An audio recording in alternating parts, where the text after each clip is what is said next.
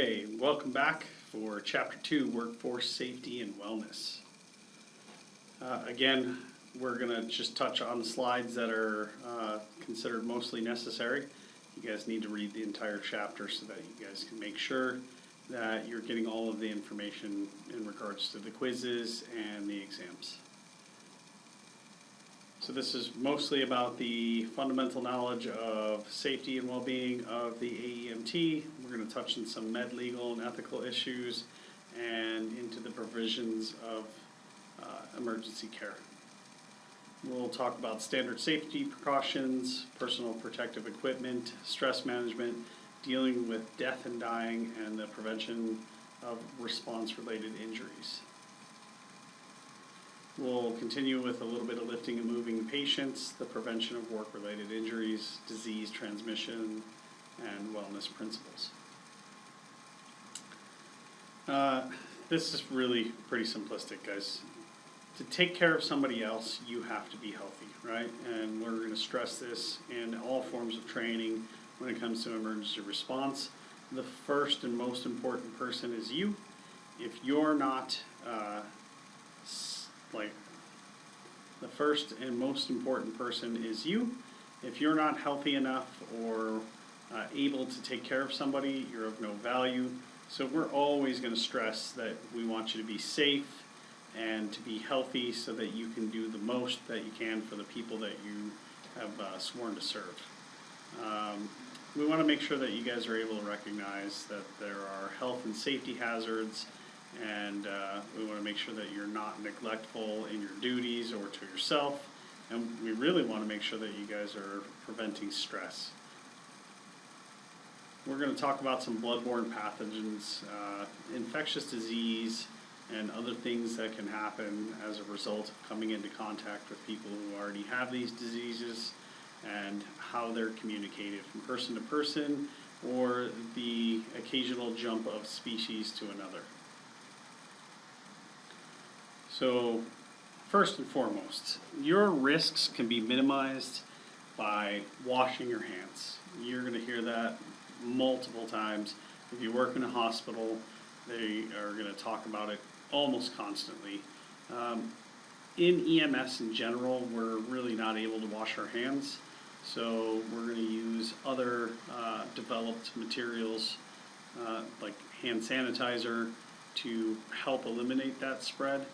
But day in and day out, the single most safest thing that you can possibly do is to wash your hands after and before every patient encounter. You always want to make sure that you're up to date on your immunizations, right? We don't want to be the anti-vax kids. That's really a nonsensical approach to trying to get through life when you're dealing, especially with the patient population that we are, right? Our customers are sick. They don't call us because they're not sick or because they're not injured. They call us because they're having the worst day of their lives.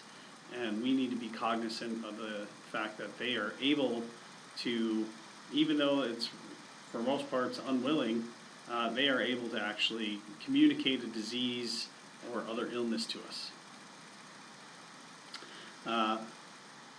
When we're using PPE, and that's going to always be your gloves, and it should include a face mask and some kind of eye shield or eye protection, your chances of becoming infected by another person's communicable disease is nearly negligible. Of course, intact skin is always healthy, and we just want to make sure that any kind of mucous membrane is protected from some kind of bodily fluid or other means of becoming infected. This is a big deal, and a lot of services take this to heart. Making sure that your patient compartment is clean is paramount to keeping your patient and yourself healthy. So you always want to disinfect anything that's had direct skin contact with your patient, and that would be your gurney, any of your equipment, and any of the surfaces that you may have touched after you touch your patient. So now, I realize that we're not going to spend that kind of time to decon after every single patient, but cleanliness is a very high attribute that we're looking for, right? We're seeking to keep our patient as safe as possible, and then to keep us as safe as possible as well. So on this, the routes of transmission, all contagious diseases are infectious, but not all infectious diseases are contagious, right? If we are worried about something that's going to infect us, it's a pathogen, and in this particular example, I'm going to use tuberculosis, right? That is a microorganism that is capable of causing disease in the host, right? And that host is going to be you or another human being. And really, it's in the microorganism's most favorable survival outcome to not kill its host. Unfortunately, sometimes those microorganisms are so at home inside the host that they just reproduce to a level that the host is unable to survive the event, right? The host is the organism, or the being that is invaded, so to speak, and is now infected or contagious. Contagious diseases can obviously be transmitted from direct contact, right? I want you guys to think about like Ebola or something like that, where just skin-to-skin contact can transmit that.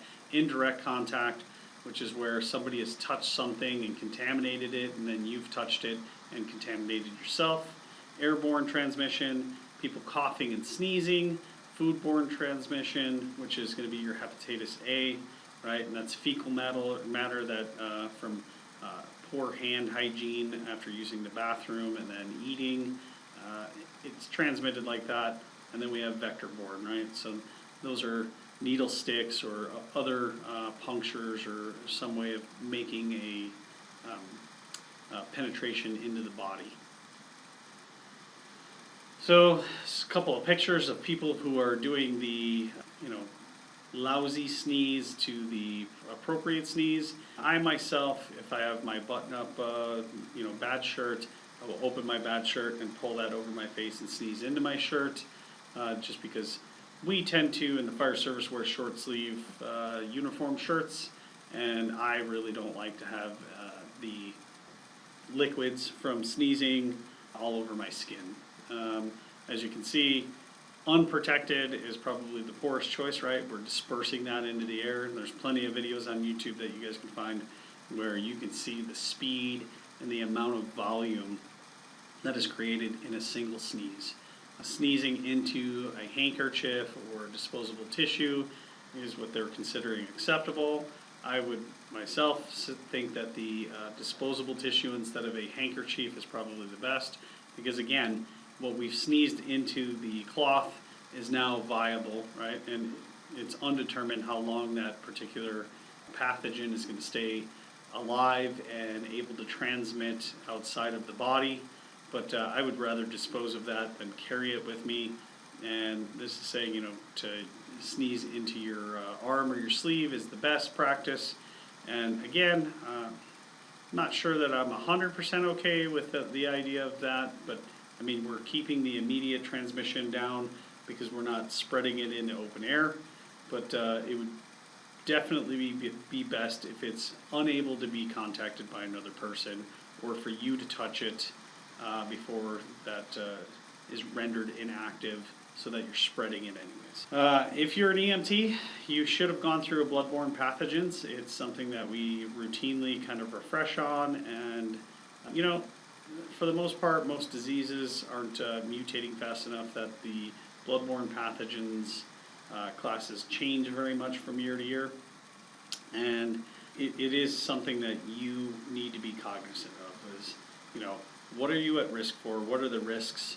How do you mitigate them? And how do you clean and best prepare after contact with anything that might have some kind of infectious material on it? OSHA requires it, and it is a course that we all have to certify that we've taken and have refreshers on. The CDC, otherwise known as the Center for Disease Control, develops standard precautions to prevent workers from coming into direct contact with germs, right? And much like a firearm, right, we're always assuming that a firearm is always loaded and capable of injuring you. We have to assume that every person we come into contact has some kind of infectious disease that we definitely do not want to get. If you have an exposure, you're supposed to make sure that you notify the right personnel, right? And quite typically, that person is named the quote-unquote Ryan White officer in whatever company or department that you work for, and you want to make sure that they're abreast of the any kind of contact that could be considered potentially infectious, right? And sometimes we're unable to actually know that that's happened, and we are notified by the hospital system who received that patient and then determined that that patient is now or was contagious. And that chain should come back to you, and you should make sure that you notify the person who's in charge of the infection controls in your place of work. So again, hand hygiene, right? We really want to stress that if you can wash your hands, you should wash your hands. There are several pathogens that are unable to be killed by alcohol-based hand hygiene in itself, and it requires specifically that you use hand washing protocols with hot water and soap. One of those would be C. diff. It doesn't matter how much alcohol you put on your hands, you're not going to kill it. You have to get it off of your hands with hot water and soap. Again, there are plenty of alcohol preparations for quick hand hygiene. We want to make sure that we're using that before and after every single patient. Wash your hands when you can, and make sure that you're wearing your gloves before you contact another person. So gloves is your minimum standard, and then you want to make sure that you're always changing your gloves. Again, like if you've touched somebody, whatever is on that patient is now on your glove, and you are going to transfer it to something else. So we want to make sure that we don't just put gloves on to protect us, because half of our career is protecting that patient as well, right? So you have just as much obligation to protect your patient as you do yourself. I brought this up just a little bit ago, eye protection and some kind of face mask. As you see on the bottom picture there, you've got a guy who's covered in blood splatter, and the guy up top seems to be pretty clean, and he's still protecting himself. I will tell you that out in the EMS field, anybody that's been out there in quite a while knows that they are going to run into that patient who is going to fling blood and vomit, urine, sometimes fecal matter, and you want to make sure that that's not anywhere near your eyes, nose, mouth, right? As an old instructor used to say to me when I was going through the program at CNM, he was always having a good day until he gets somebody else's liquids into his mouth. And we all thought that was comedy until the first time I got somebody else's blood on my face, and then I immediately thought backwards and remembered what he said, and that changed my personal practices. Gowns. Gowns are usually provided in almost every rig. If not, they're put into certain responder bags. You know, with the onset of Ebola and some of the other pathogens that in the last several years have made news reels, you want to make sure that you have that ability to be able to kind of keep that person's contagion off of you. If it's transmissible through the skin, even with intact skin, you absolutely want to make sure that you keep that off of you, right? You want to make sure that you have some kind of barrier device between you and the potential pathogen. Also, when we're dealing with delivering babies in the field, we want to make sure that you're wearing full garb, right? And that includes your gowns, because they are at their most immunocompromised just after birth. And we want to make sure that we give them every single opportunity to grow and develop their own immunities before we pass on any potential pathogens to them, right? Something that a normal, healthy adult can deal with, a newborn infant may not have any immunity to, and it could be a potential life-threatening exposure. Surgical masks, right? One of the bigger ones is the N95 masks. You want to make sure that you're fitted for that and that it actually has a decent seal on it. These things are, they're not for playtime, right? We really want to make sure that we're wearing this kind of stuff, and it's an absolute great barrier if you do not want to inhale somebody else's pathogen, right? The big one that comes to mind is tuberculosis. If somebody's coughing and they have any kind of infectious capability at that time, you're probably not going to feel the tiny microbes, entering your respiratory tract, right? They're actually coughing up tiny particulates of blood that has that bacteria in it, and then you're going to inhale it, and this is its direct transmission, right? That's how it's been transmitted throughout time, and it's basically, for most intensive purposes, invisible, and one of the more likely suspects for us to come into if we're not being careful. So for the layperson, the mouth-to-mouth, or what we want to call a pocket mask or a barrier device, is usually what they're going to carry. I myself, and anybody that's in the field professionally, is going to use a BVM. I cannot tell you that I've ever used a barrier mask or a barrier device when I can have something else to do that. You want to make sure that if you're going to put your mouth on somebody else's mouth, that you're absolutely sure that you know that they are disease-free or not infectious. And one of the best adages I can give anybody is, if you're unwilling to have unprotected sex with that person, you should probably not put your mouth on them. Sharps. So technology has way surpassed a lot of the things you guys will see as we get into lab. Some of our lab stuff with IV and IO, right? We're always harping on disposing of your sharps. We don't want sharps out. Now, it's great practice, right? I do realize that there are a lot of safer devices in today's day and age that take care of the possibility of being stuck, right? But you still absolutely want to make sure that you are maintaining the safe practice of disposing any potential way of becoming infected, right? And by sharp, we're saying anything that can actually pierce the skin, right? Because intact skin is a great barrier. Anything that makes it through intact skin is no longer a barrier. So we are going to talk about sharps again and again and again in the lab. Make sure that you understand what a sharp is, where it belongs, right? And that's in a sharp shuttle or a sharps container. A sharps container or a sharp shuttle is not a trash can. It is specifically for things that are going to poke you, or they are super saturated with some kind of bodily fluid like blood. We tend to not recap needles, right? It's kind of a poor practice. You can do it in certain circumstances. You want to make sure that if you are doing it, it's because you're pulling fluid from clean things. I never want to see anybody recap a needle that's been into another person's body. So this is pretty much standard fare, right? Your employer can't guarantee you 100% risk-free environment. Much like nobody can guarantee that you're going to get up and walk across the street to your car or anything like that and not be hit by a car. We put in traffic controls for a reason. It's because it's there to help make you as safe as possible, right?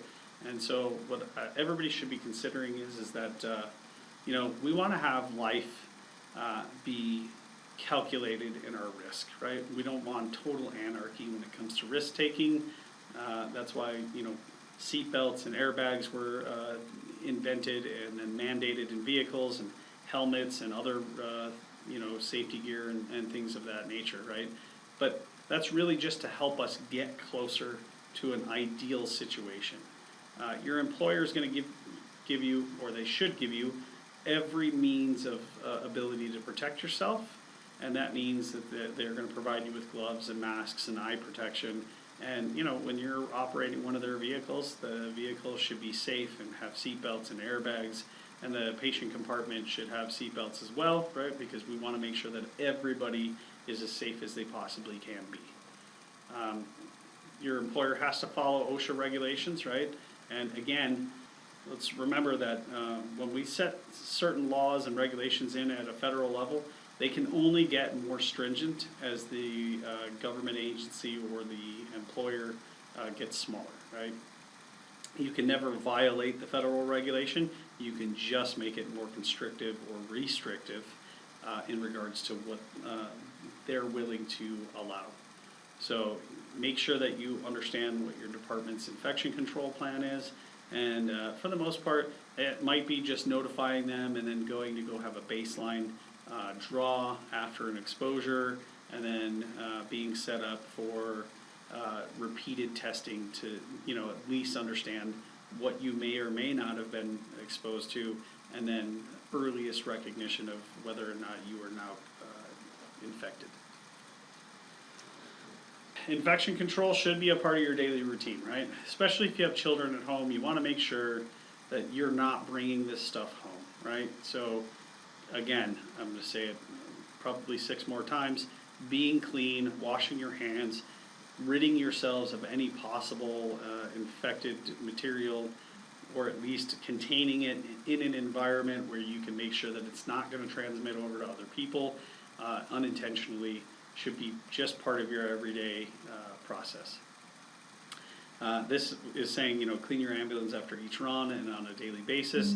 You always want to make sure that you come into your shift with a clean rig, and you want to make sure that if it is due to be mopped out and bleached and what have you, that it's been done. As far as cleaning your ambulance after each run, we're going to make sure that we're cleaning up the big bulk, right? If there's blood on the floor, it's got to be cleaned up. If you have a relatively clean patient who has not leaked any fluids or any kind of other particulate matter all over the place, a regular cleaning, like changing the gurney sheets and making sure that you wipe down the handles and anything else that's contacted them, is probably sufficient. So use best judgment.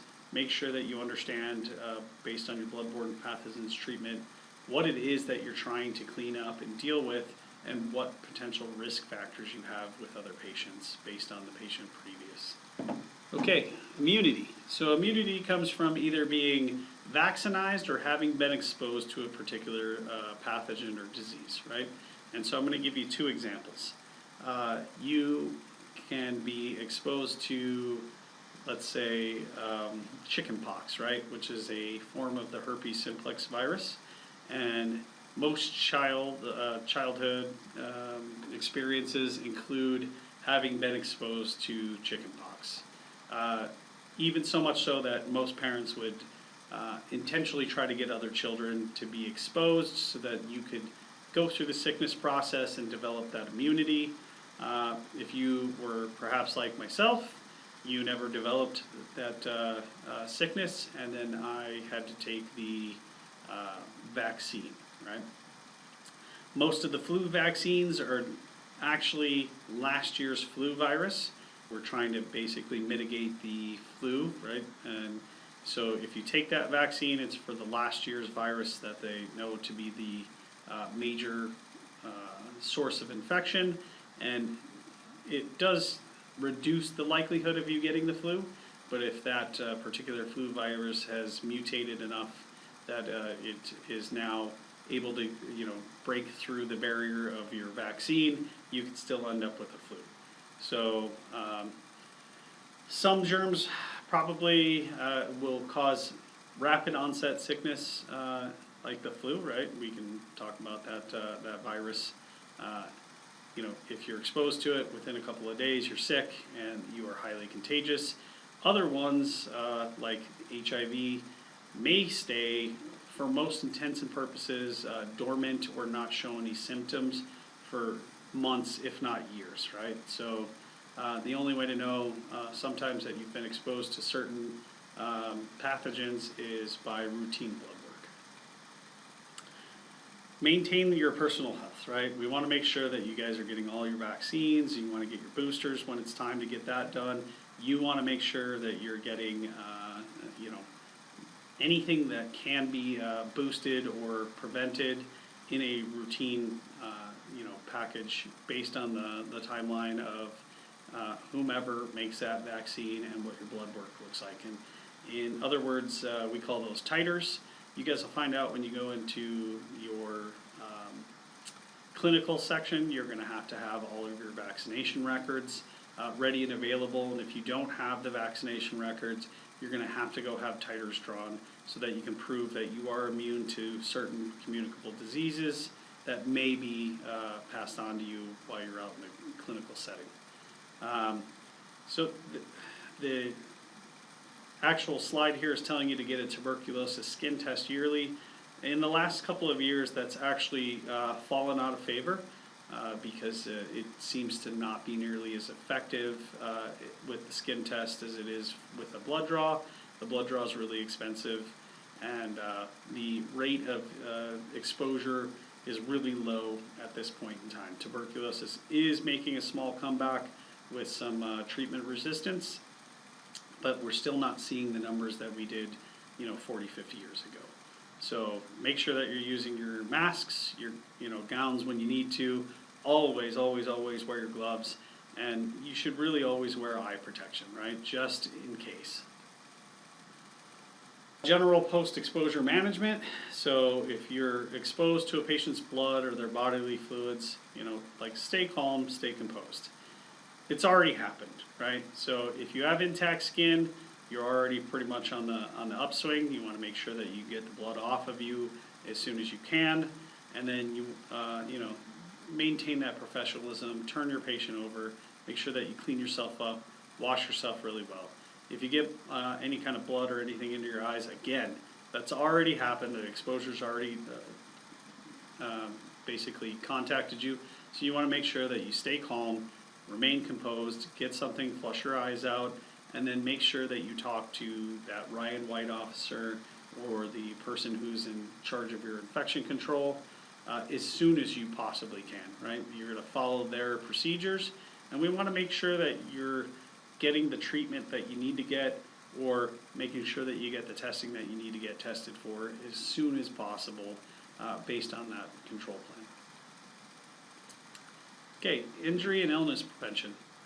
So as the slide says, AEMTs can be involved in prevention. You're considered a high profile role model, right? And I would like to stress that again. You always want to make sure that you're in the best physical shape that you can be, right? Because it absolutely shows people that you care. If you care about yourself, then they are generally going to believe that you care about them. So in these top 10 causes of death, we have heart disease, cancer, chronic lower respiratory disease, unintentional injuries, stroke, Alzheimer's, diabetes, influenza, pneumonia, kidney or renal disease, and then suicide, right? So while we can't prevent all of these things from happening, we can absolutely educate people or educate ourselves on this. For instance, we're talking about heart disease. If you have a high family likelihood of having some kind of high blood pressure or coronary artery disease, and you know that this runs genetically throughout your family, you can always modify the external sources, right? Our environment has a lot to do with gene expression. So if you're going to make sure that you want to live a long, healthy life, and you know that your family has this disease process that runs genetically through, generations, you modify your behavior. The same thing can be said with your patient, right? If you know that your patients are perhaps maybe having a risky behavior, right? We can always kind of educate them about unintentional injuries, right? That the car accident that didn't necessarily have to happen because we, are trying to talk our patients into driving with better behavior or using their safety precautions such as seatbelt use and making sure that their cars are in, good maintenance. Influenza, pneumonia, right? We can always try to tell people, hey, you should probably get your vaccination against the flu and pneumonia because we don't want you to get sick. What people tend to think is that the flu is not a big deal. Flu kills between 30 and 50,000 people. Illness and injury prevention. AEMTs can be involved in prevention. As providers, we're considered high-profile role models, right? And so I want to stress this again and again and again. You being in the best shape that you can be is always going to be perceived by the patients as a positive, right? If you look like you think highly of your own health, they're more apt to believe that you want to think highly of their health. So we're going to go through a few of the top 10 causes of death, and we're going to talk about how, while you may not be able to prevent it, you can influence somebody else's decisions on how they can help prevent it for themselves. So for instance, heart disease, right?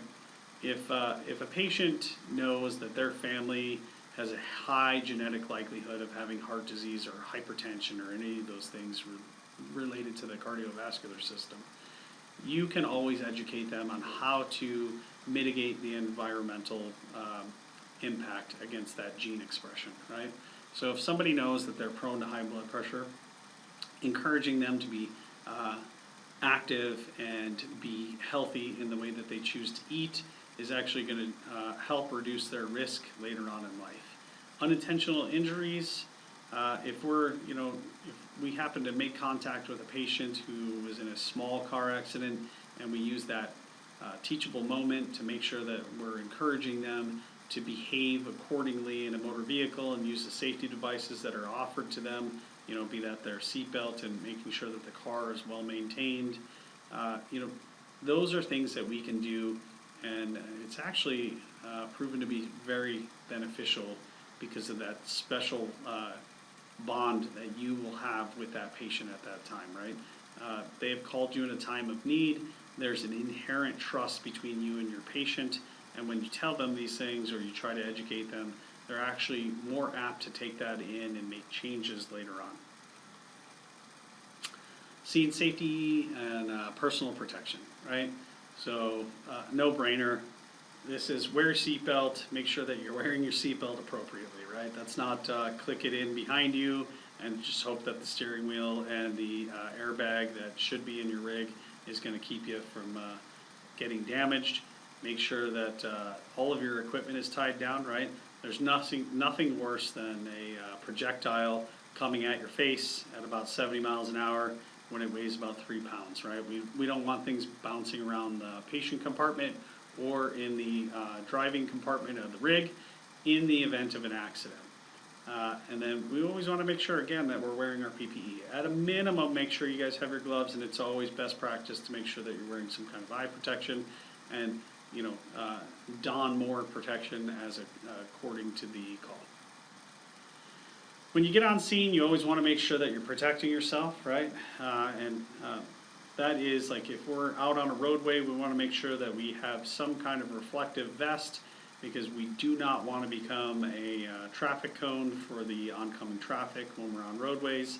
Make sure that you leave your lights on and that you have some kind of warning device to get people aware of the fact that you are probably outside of that compartment and you are at your most vulnerable. Park at a safe distance from the scene. Make sure that you have your vehicle set into a fend-off position, and make sure that you have an escape route. You want to make sure that if you're the transport agency, that you are able to get your patient back into a vehicle and you're not trapped within the scene. And you always want to make sure that if you're involved in the vehicle stability on a roadway incident, that vehicle is stable, right? And one of the biggest things that we see in the field is making sure that when you approach a vehicle, make sure that you shut the engine off and put the vehicle in park and set a parking brake. If you can get those 3 things done very quickly as soon as you make patient contact, that's going to keep your patient, you and your partners and any other bystanders as safe as possible. And this is really, really often to be overlooked. Numerous times we'll show up on scenes, engines are still running, the car's still in drive, and it's just waiting to take off on you. Scene hazards, right? So I've just kind of described one of them, and that's a vehicle that's still capable of moving under its own power. And in regards to like your hazmat things, right? We have the ERG, and you want to make sure that you're trying to identify that from as far away as safely possible, right? And we want to make sure that we are upwind and away from anything that's going to come at us. So we want to be uphill and upwind. and you want to use the ERG, right? So the ERG is a wonderful tool. It's really simple to use. You guys should be able to open it up, look, find the identifying marker, and then identify what it is. It's going to give you where you need to be and how to mitigate that. And again, I cannot stress enough to you guys, you're of no value to the patient that you potentially could have had if you are sick, injured, or dead. So you want to make sure that you guys are taking scene safety absolutely serious on every single call. I mean, everything has to be a calculated risk, but never put yourself in a position where you're risking more than you should for something else. So vehicle collisions, unstable and potentially lethal situations. You're looking at traffic hazards. You need to park again easily so you can leave the scene. Be conscious of the flow of traffic, right? People tend to, like moths to flames, zone in on flashing red lights, ultimately becoming maybe a little hypnotized by that, that whole scene, where we have people who like to look and try to observe what's happening. You always want to use whatever protective gear that they have for you. In the case of fire departments, anytime that they are working around shattered glass or vehicles that may have some kind of potential hazard to them, they're usually bunked up in full bunker gear. In straight EMS agencies, at a minimum, you guys got to have your safety vest on, right? We always get out of our vehicle with the safety vest on. We're always aware of what's going on with traffic. And again, we want to put that vehicle in a fend-off position so that if anybody was to wreck into something, it's going to push that collision away from you instead of into you, right? You never want to funnel traffic towards you. Electricity, while it's rare, there are times that there are down power lines, and you know, AEMTs in general are not dealing with down power lines, right? Firefighters are not dealing with down power lines. The only thing that you're going to see emergency responders do is quarantine an area so nobody can get within reach of this down power line. We're always going to let the power company deal with that, right? They're the trained professionals. They're the ones that are able to shut the power off and mitigate that potential hazard. Lightning, again, super rare, but you know, if you're the high point, you're the most likely target, right? The best mode of action is to stay in your vehicle and make sure that if you're in the middle of a lightning storm or, you know, heavy lightning and thunder, that you are in the vehicle and that you are safe, because the tires are keeping the vehicle from actually transmitting the electricity through you. If you can escape from a high area and get to a lower point, or get away from other things that are actually high and able to transmit anything to you, right? Like, you never want to be standing right next to a metal power pole or light pole or anything like that that's going to go ahead and take that bolt of lightning and possibly transmit it to you before it goes into the ground. You know, move away from those things and make sure that you stay safe. Fire, best left to the fire department, right? Unless you are trained in fire response and that is your primary role. We absolutely do not want to be around anything that's on fire, right? We don't want to be inhaling smoke. We don't want to inhale any of the burning components, right? In modern materials, when they catch on fire, they release very poisonous gases, and some of them are untreatable. So you want to make sure that you're maintaining some kind of safety to that, right? So if you're not trained to do it, and that's not your response role, don't do it. Violence. Unfortunately, violence is one of those things that we can come into. I would like to say that for the most part, we are generally welcomed into people's homes. People are happy to see us, and you know, we sometimes take it for granted that people are welcoming us, and there are the occasional people that want to do harm to us. And there are people that don't necessarily outwardly want to do harm to us, but they may not be psychologically stable and ultimately will end up doing harm to us because they're trying to do harm to themselves. So there are a couple of calls that are high acuity, and they should actually put you on red alert, right? And that's for anything that was labeled as an assault, right? That's domestic violence or just civil disturbances, right, where there's violence happening, and anything that's criminal or violently criminal. So if you're going to those, you always want to make sure that your scene safety is the first thing that's happening, right? You never want to go running into a situation that you don't have somebody who's able to protect you, clearing that scene and diffusing the threat. So make sure that you are using due diligence, because again, the biggest part of your job is making sure that you're able to go home at the end of your shift. When you do show up, make sure that you know your role. Law enforcement is always going to be the one that's in charge of mitigating threats, right? And by threats, I mean by anybody trying to do criminal or violent acts. So you want them, the ones that are trained to do that, to be the first ones and control that situation. Your job is to control the medical side, right? So let them do their job, you do your job, and make sure that we're not trying to do both. And as a side note, it says do not disturb the crime scene evidence unless absolutely necessary, right? And that's really just being cognizant, right? If there's bullet casings on the ground, don't step on them. If you can cut a shirt around any stab wounds or anything like that, you want to make sure that you do that so that that is intact for evidence.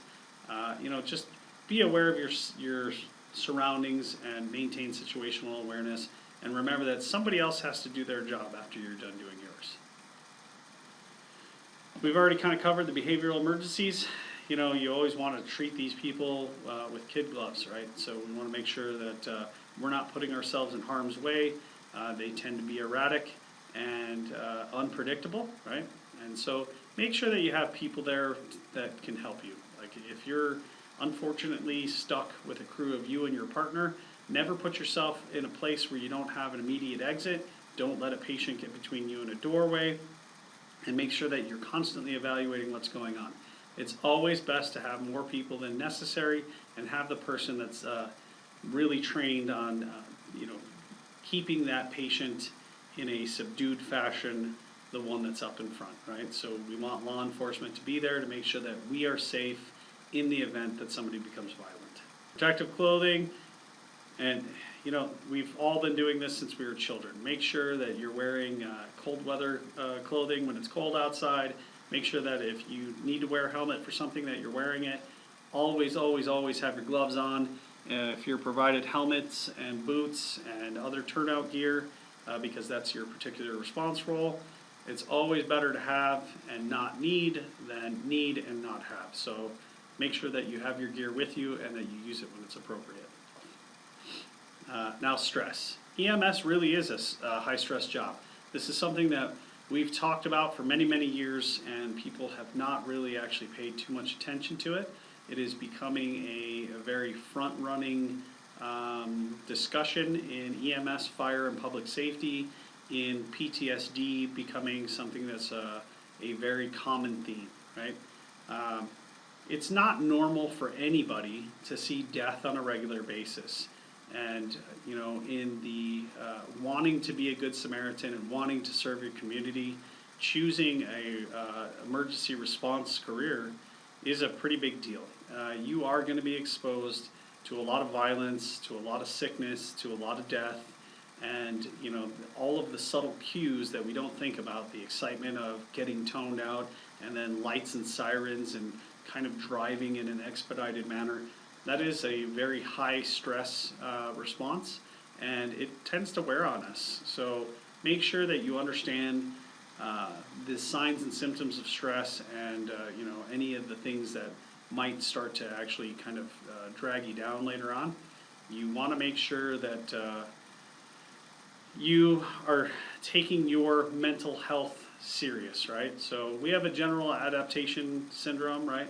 And so that's the alarm response to stress, reaction, and resistance, and then recovery or exhaustion.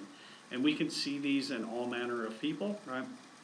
And I'll just say this, even if you didn't do a lot of physical work in a day and you have a lot of calls that you've run, you're going to go home and you're going to be exhausted.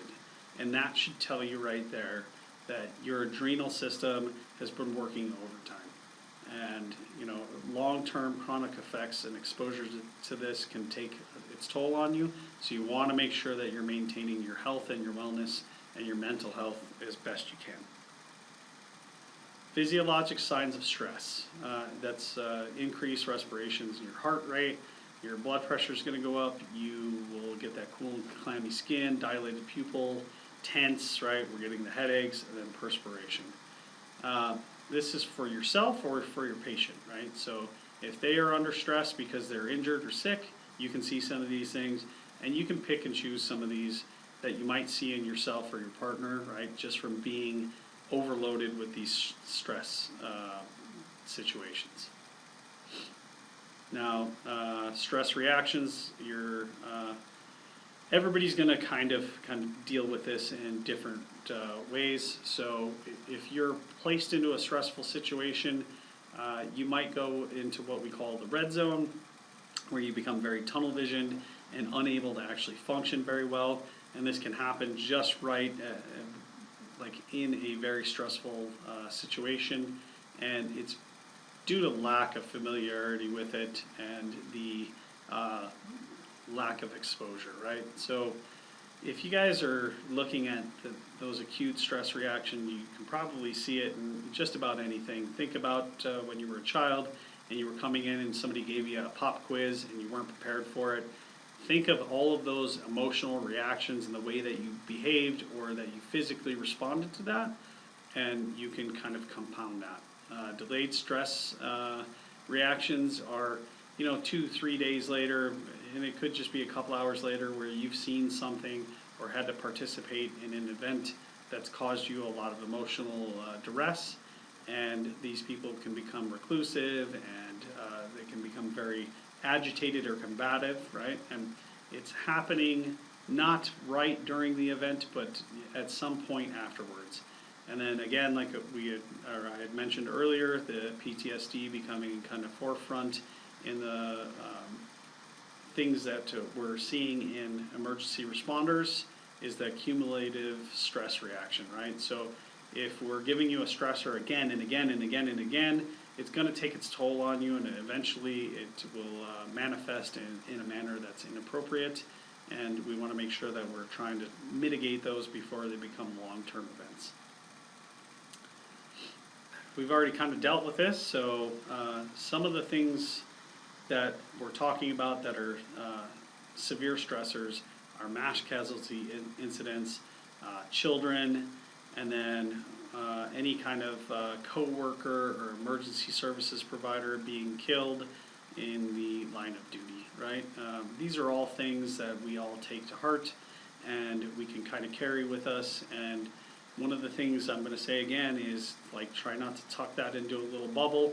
Make sure that you're dealing with that and that you're getting the people and the support that you need involved in it. PTSD, it's again and again and again, right? And so, like I've said 2 times already now, we talk about it, but up until recently, there wasn't a whole lot of things that we were doing about it. And so hopefully the organization you end up working for has a pretty good system in place and has some kind of peer support or debriefing for any of these incidents, and that they recognize that it doesn't need to be a catastrophic event to be stressful to you and ultimately cause you mental health issues. I'm not even going to read this to you guys. You guys all can look at that and take a look and make sure that you understand the subtle signs. I would really, really encourage everybody to take a mental health or peer support class if you have it available to you. Stress management. And I'm going to tell you, just as a anecdotal, change the work hours or cut back on overtime. Overtime is always available to emergency response people, and we all tend to get sucked into that black hole of just take, keep coming to work, right? Make sure that you are managing some kind of healthy lifestyle that includes things not at work. Make sure that you guys are able to talk, right? It doesn't have to be to everybody. It doesn't have to be to the department. Just find somebody that you can talk about the things that you've experienced, and then make sure that you can kind of get it off your chest. And if you need a professional, make sure that you're able to find that person that you want to talk to so that you can kind of get these things out. Adopting that relaxed philosophical outlook is really just understanding that there are a lot of things that you're not able to actually change, and you can't put that guilt into your pocket, right? You can't carry the weight of things that you see on a regular basis as something that you could have changed or you should have changed. And then make sure that you're staying physically active and minimize the physical responses to stress, right?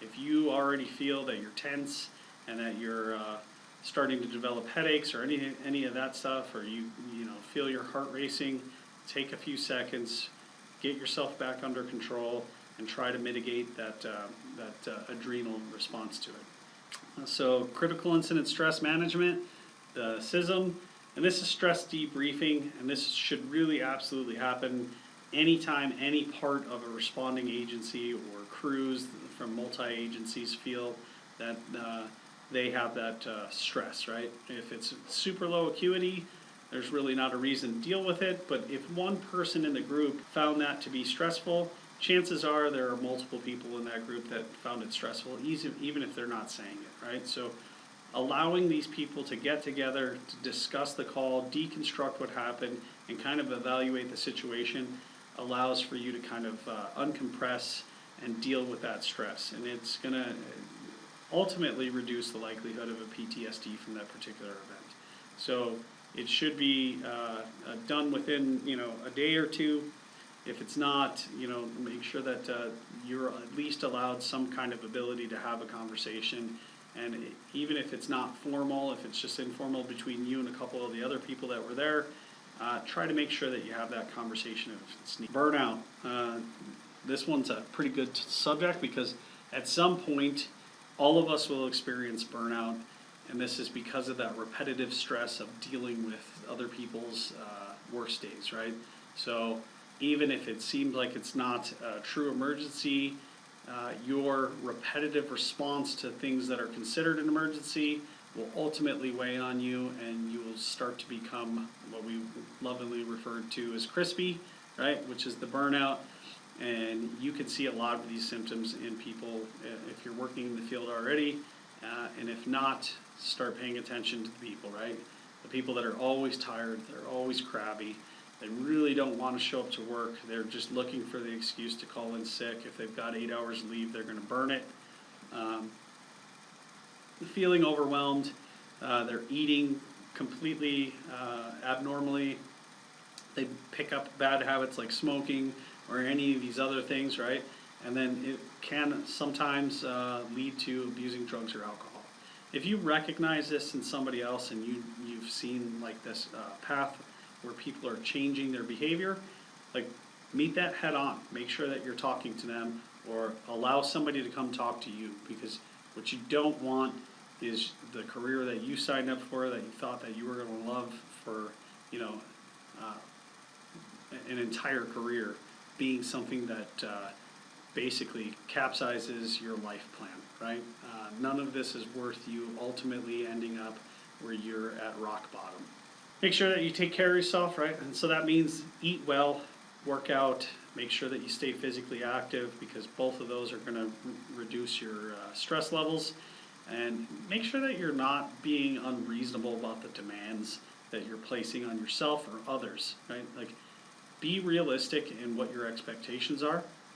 Make sure that you're debriefing after a tough call, and learn how to have a constructive way to kind of relax. And if that's meditation, it's meditation. If it's building model airplanes, build a model airplane. Find something that lets you kind of take yourself out of the old situation and put yourself into something that's new and a little bit less demanding of you mentally. Peer support in the suicide prevention, right? Lots of places are dealing with peer support at this point in time, and make sure that if you're able to do that and that's something that you're interested in, support it, maybe join in on the team, and be receptive that if you or your colleagues are overwhelmed, that it's probably time for somebody to come in and have that conversation with you. And don't let pride be one of those things that ultimately ends up causing you harm. All right, so the wellness portion of this lecture is nutrition, right? And we want to limit sugars, fats, sodium, and alcohol. and then make sure that you're hydrating, right? Your body can only survive for, a little over 72 hours without water. So you want to make sure that you're maintaining some sort of hydration, right? And while Coca-Cola has plenty of water in it, it also has plenty of caffeine and sugar, and both of these are diuretics by nature, because you're going to excrete these, and we're going to make sure that we're replenishing the water that we're losing with those drinks. You absolutely don't want to be drinking all of your calories. It's not very nutritious for you, and if we're just taking in sugars on a regular basis, we're also creating insulin dumps, and we're leading a pathway down where we're going to become insulin resistant or worse, right? So again, guys, make good choices about the way that you eat and the things that you drink. Exercise, this is something that we all probably could do a little bit more. Make sure that you guys are moving, right? You want to not be carrying any extra weight that you don't have to carry, and sometimes it creeps up on us, and myself included.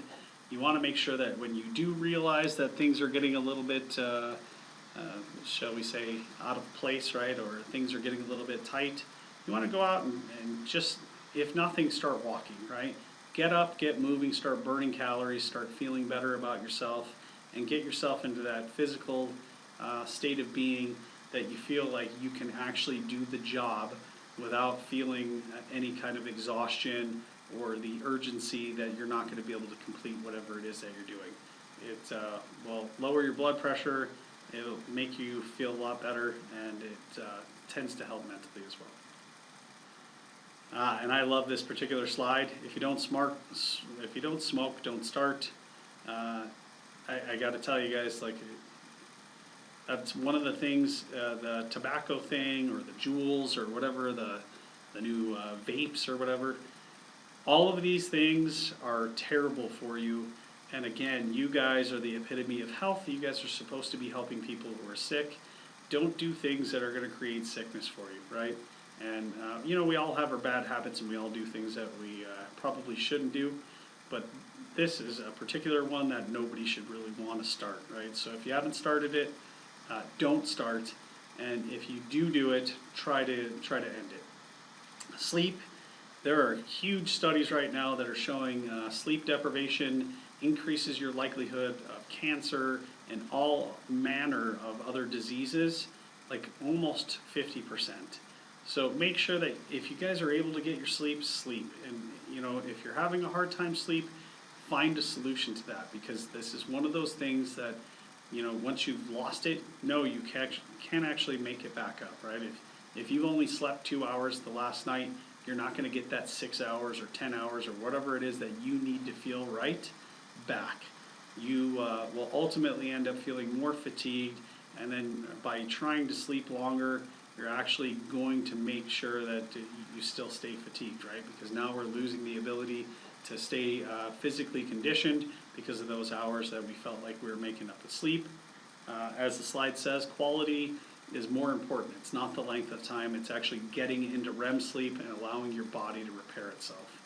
We've already discussed this. Know your family's health history, adjust your lifestyle, right? That gene expression can be activated or deactivated by the environment, and we know this to be true. So again, if you have a family history of high blood pressure or some kind of coronary issues, make sure that you're taking the steps necessary to not activate that gene or to lessen the likelihood of its expression in you. Got to have that balance of work, family, and health, right? So we already touched on that.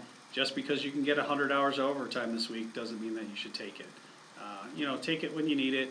Take it if you can support it emotionally and it's not going to burn you. But make sure that as soon as you see that you're getting unhealthy in the way that you're balancing your life, that you make those changes, right? And if somebody approaches you and says, hey, you seem like maybe you're a little stressed out, use that as a cue that maybe you need to take a week off and take that vacation. Even if it's just a staycation, balance your family and your work and your health.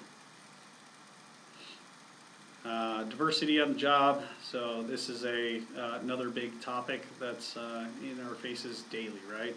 Everybody's different, in a global environment, we now have a lot of different cultures, and that can go all the way from our religious diversity to just, who we are as people, all the way into, ethnic or racial kind of differences, right? And so you got to be able to kind of work with everybody, because they have just as much right to be sitting in the vehicle with you, or, doing the job that you're doing. So, while you want them to respect your ways of life and the things that you hold valuable, you also have to remember that that person is asking the exact same thing out of you. And so even if you do disagree, understand that you have to be able to relate to them, and that they deserve the same amount of respect as you. Sexual harassment,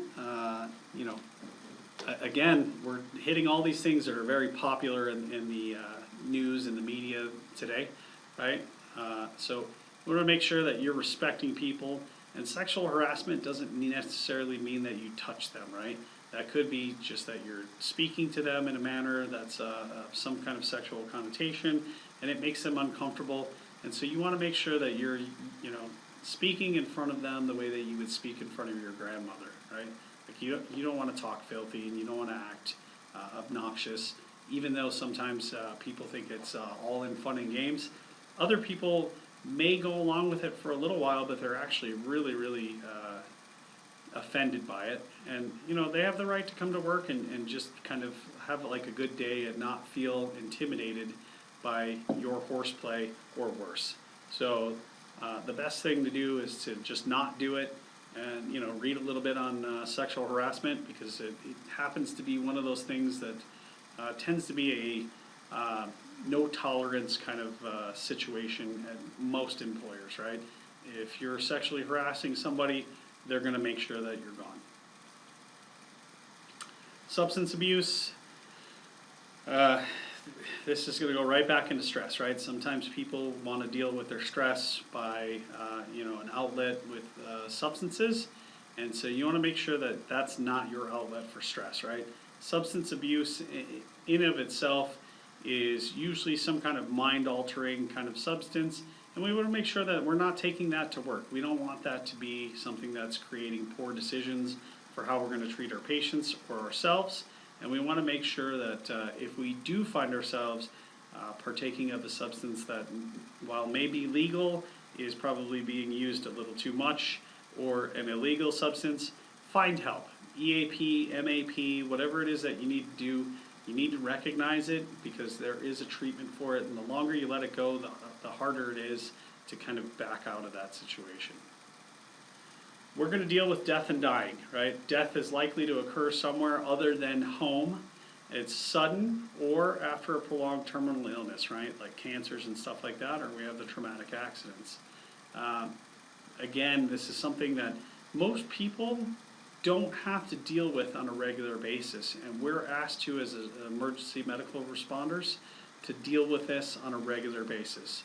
We're going to see people in chronic stages of illness, and we're going to see people die traumatically or die after a very long, prolonged sickness or terminal disease, right? And so you yourself are going to have stages of grief, and the people that are around you, or the people that are around the patient that is dead or dying, they're going to go through these stages of grieving, right? So that's denial, anger and hostility, bargaining, depression, and acceptance. Read up on these, because you can actually see this very regularly in just about anybody that has had to go through this process. Again, we're still talking about the grieving process, right? So we're using special care with dying patients and their family members. Sometimes after the death of a loved one, the family member is now your patient, and even if that intended patient hasn't actually expired, then you want to make sure that you're kind of putting yourself in front of the family members and making sure that you give them whatever it is that you can offer them. And that could be as simple as getting a chaplain on scene, right? Ask how you can help. Don't tell them that you know how they feel, right? Because you don't know how that particular person feels in that particular moment, right? You want to empathize, not sympathize. And then allow them to grieve, and then make sure that you are maintaining a professional attitude. You don't want to be stoic, but you don't want to be hysterical at the same time, right? Show them that you care, and that's why that you're doing the job that you're doing, and don't overcompensate for it, right? And then in the same token, don't be, like a piece of furniture there that's just there to just stare at them, because people really need that compassion from you, and that's why they called you. So a dying patient knows that death is going to come. If it's a long-term kind of disease process, they're going to go through those stages, and you can read it in the slide there. You don't want to make light of it, right? And you don't want to make them feel like what they're experiencing isn't real or that it's not important. And make sure that you're using compassion with everybody that you can, because again, as much as a lot of people will tell you that they're not afraid of dying, they are. And if they really weren't, or other people weren't, they wouldn't have called you, right? That's the whole reason that we exist, is because we're there to help people with their problem. And sometimes, even though we can't help them with their problem, we can help them through their problem. The death of a child is always something that's really hard for everybody involved, and that can be very seasoned providers as well. And so it's tragic, and just the word child means that it's not a long-term prognosis, right? Most often children are really kind of brought to their end of life by an immediate and sudden tragic means. If they are going through a long-term disease process and they're several years old, this is still really hard for everybody involved, because it's not a natural thing to watch a child die. We think of them as always going to be the ones that are going to outlive our generation. And so when you're dealing with family members, that's something that's really difficult for them. So you don't want to come at the child's parents with a lot of technical jargon or a lot of extra information. You don't want to put them into overload. Let them focus on what they need to focus on and be a comforting and compassionate individual.